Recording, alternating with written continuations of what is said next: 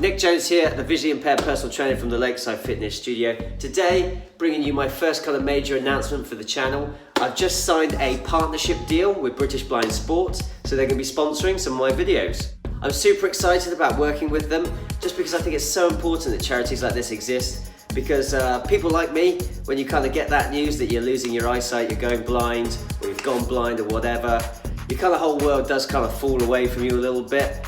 And you kind of think, well, that's it, done. I'm done for sports. However, charities like British Blind Sport are there to show you still have so many options. There's still so many things you can do regardless of your level of eyesight.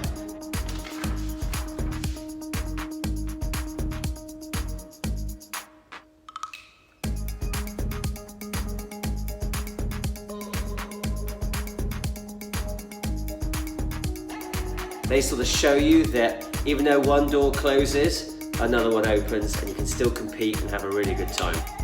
Thanks to them, I've discovered visually impaired tennis, which is just brilliant. I played so much tennis when I was younger before I sort of learned about my visual impairment.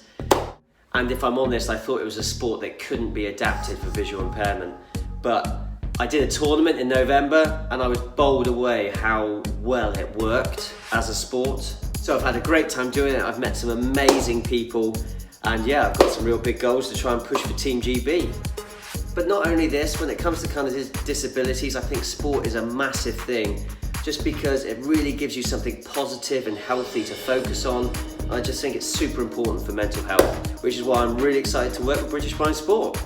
So that's the announcement. Anyway, stay tuned on this video if you want to then hear a little bit more about my story. If not, feel free to scroll down, check out some of the videos below. There are 3 reasons why I've started this YouTube channel. 1, I want to provide a better service to my personal training clients if they want an extra stretch in the week or an extra workout. I've got kind of abs, cardio, strength and tone at home, flexibility, mobility exercises that they can do. 2, I want to kind of raise awareness for visually impaired tennis and other visually impaired sports and sort of track my journey with it.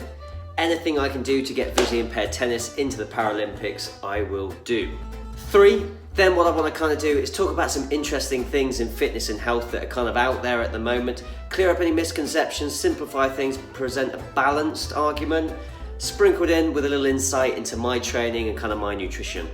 If you like the sound of that, like the video, subscribe to the channel, leave comments, ask me questions about what you want to see on this channel, share it with your friends on your social media. Any help would be hugely appreciated. Okay, so my story. A little while ago, I did a comment on Facebook underneath a post on a sort of visual impairment, visually impaired video, and I actually got commented back by the RNIB, and they actually said they wouldn't mind hearing kind of my story and sort of raise awareness and a good positive story. So here it goes. So first of all, what you need to realise is it's something I didn't realise before I found out about my visual impairment, but 93% of people registered visually impaired or blind have some sight. I think before it, I think most people think you're either blind or you're not, or you just need glasses. Whereas actually there's a very big middle ground on that scale. I have something called Stargardt's disease, which is a genetic hereditary condition that no one in my family has, but the dominant gene started with me. Parents are like recessive carriers of the genes, they had no idea, and it's just happened to show up in me. Basically what it means is I'm losing my central vision. I'm getting macular degeneration. It's a juvenile form of macular degeneration. So the best way I can describe it really is when anyone goes out in the sun, your macular cells get damaged by natural blue light. With adult macular degeneration, which is quite a common one, it's a slowing down of the process to kind of replace those macular cells.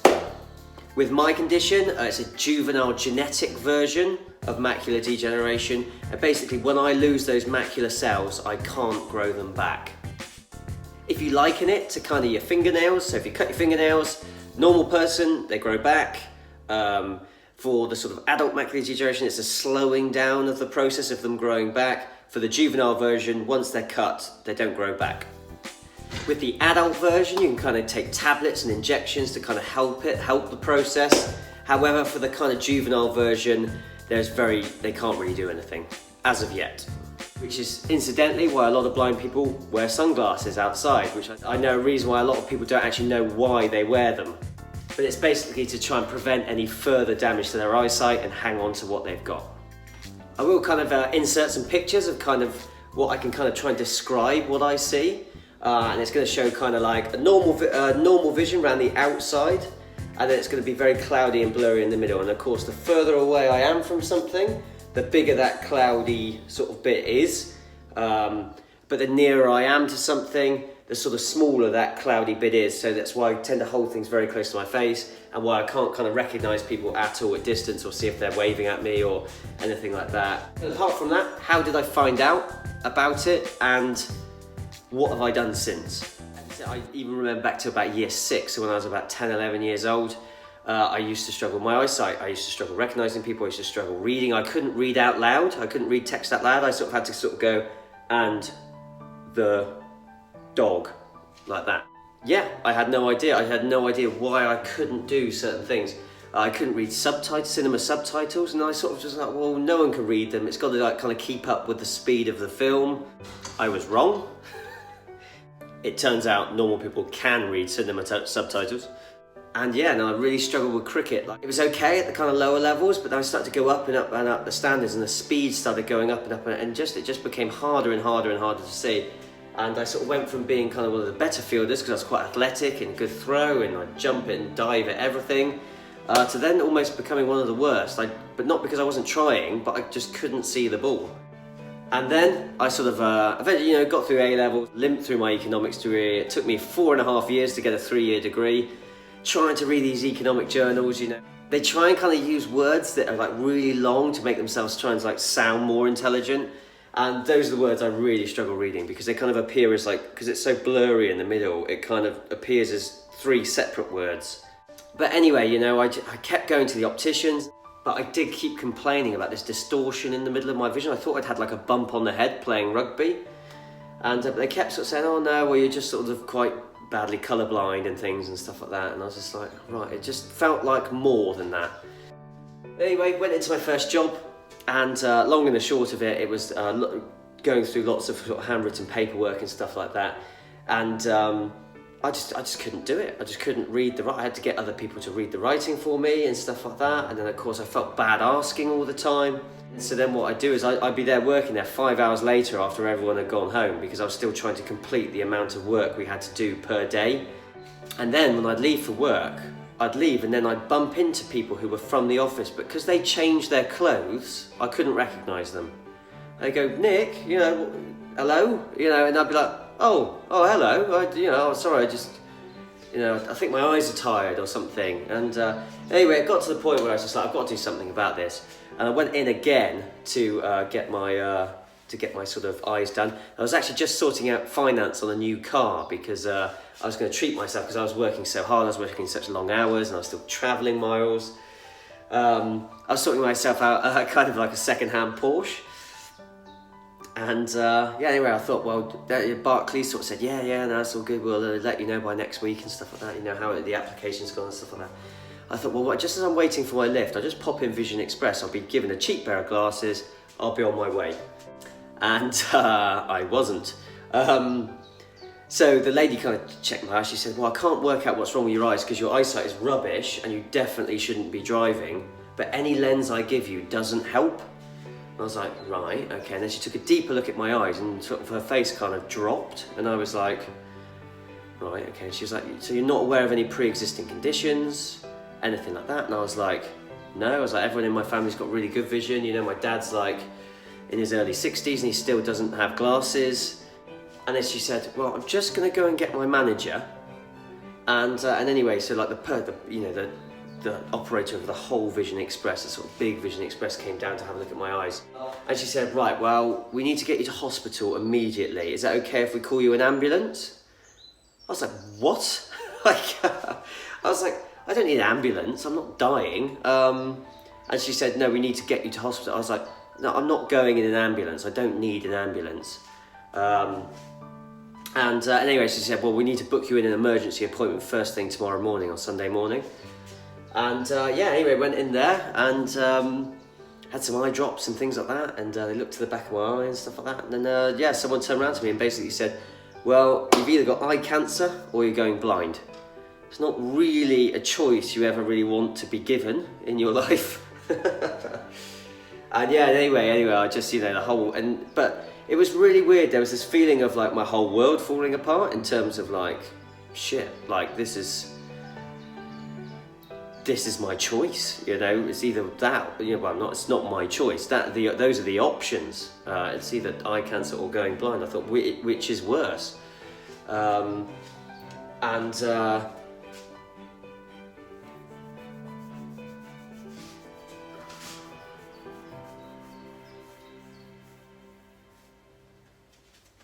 then I was just asked to leave, and it was kind of like, and they couldn't give me an answer because there was going to have to be a load of testing and stuff like that. My mum had kind of taken me to the appointment, and she was like, "Is everything okay?" I was like, "Yep, fine." Because I thought I daren't tell them till I know for sure, because I thought they were going to take it worse than me if. Anyway, about 6 weeks later, I found out I had this condition called Stargardt's disease, and and that was it. But the day after, so the Sunday I found out, I literally just spent the whole day just kind of staring at the wall for the rest of the day. And just on that Monday, I handed in my notice. I was just like, I'm done. I was like, I'd spent so long pursuing this career in economics because I was just chasing money that I just thought, and then it took me this to kind of go, right, I actually don't care about money at all. I'm just going to do something I enjoy, even if it means if I'm on minimum wage for the rest of my life. I just want to enjoy myself and just do something I love. And I absolutely eat, breathe and sleep fitness. And so decided to go down the personal training route, and all the boring stuff I'd acquired in my head, the boring library of information I'd acquired in my head over the years, I thought, it might be really helpful for some people, and it turns out it has been. So started working at kind of a local leisure centre. 2 years, 90 hours a week. I think I went out 3 or 4 times in those 2 years. But I managed to convert this building in what little spare time I had, kind of like 4 a.m. on a Saturday night, like painting or plasterboarding or insulating. Now just living the dream. I have my own place, and I have my little personal training studio, and things have gone so well, I've even opened up my own RPM studio, and I've gone completely out on my own. And basically, it's really funny how I kind of gave up money to pursue something I enjoy, and then you do what you love and the money will come, that old expression. And because it's just so much easier to motivate yourself to work hard when you're doing something you really enjoy, you absolutely, completely believe in 100%. Things have gone better than I could have ever possibly have dreamt of. And I'm just absolutely loving life. This is kind of why I wanted to share my story, is because, try and show some other people out there that kind of like, it was me finding out I'm going blind was like the best thing to ever happen to me, because it was the big enough thing to kick me out the door of doing something I didn't enjoy, to go and do something I enjoy. Yes, it was hard work and there was a lot of bumps in the road along the way, but it's just kind of far exceeded my expectation, and I just am absolutely loving life. So it'd just be really good. I thought it'd just be really good to share like a really positive story, and hopefully it helps someone else out. So anyway, there's my kind of life story. Hope you enjoyed it. Hope you found it interesting or something. If you did, or like the sound of what I've got planned for the channel, please subscribe to the channel. It really helps support me. Feel free to ask me some questions in the comment sections below each video on kind of things you'd like to see from this channel. My eyes are a little gammy, so I might be a bit slow getting back, but I'll do my best to get back to everyone. Like the video, share it to your social medias, tell your friends, whatever. Anything, any help I'd hugely appreciate. Thank you so much for the support already, but let's start that journey towards 1,000 subscribers.